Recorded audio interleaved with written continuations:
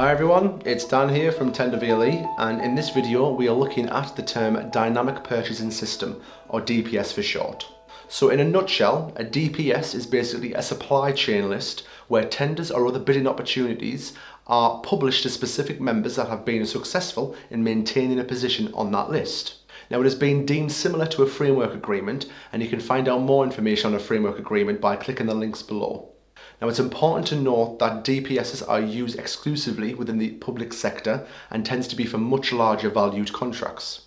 Now as quoted in the Public Contracts Regulations 2015, a DPS should be set up for identified types of requirement, which may be divided into categories of products, works or services. Now this could be any organisation or group of organisations who wants to outsource work in either one or more service areas, what tends to be deemed as lots. Now rather than having 50 to 100 applications come through for the many tenders they publish, they start by narrowing down a set list of applicants onto their dynamic purchasing system.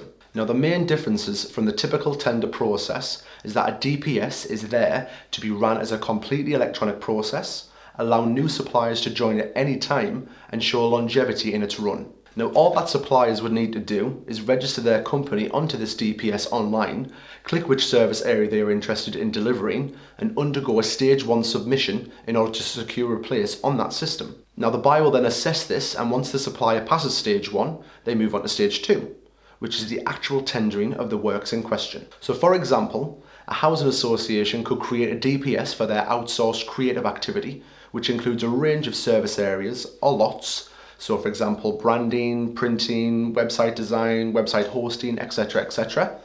Now they will publish this DPS opportunity majorly across the country and then undergo multiple stages to narrow down the process of awarding the work via the most economically advantageous tender, or the MEET for short. Now we've provided a brief overview of the 2 stages in our blog that accompanies this video. We've also provided a link below which looks at the typical tender journey and how the MEET is sourced. As always, we are here to help you understand all these various terms with tendering to ensure you are prepared to enter this quite complex world. If you need further support with the DPS or have a particular tender to tackle and you're not sure where to begin, have a look around our Tender VLE website to see if any other topics will help you in your efforts.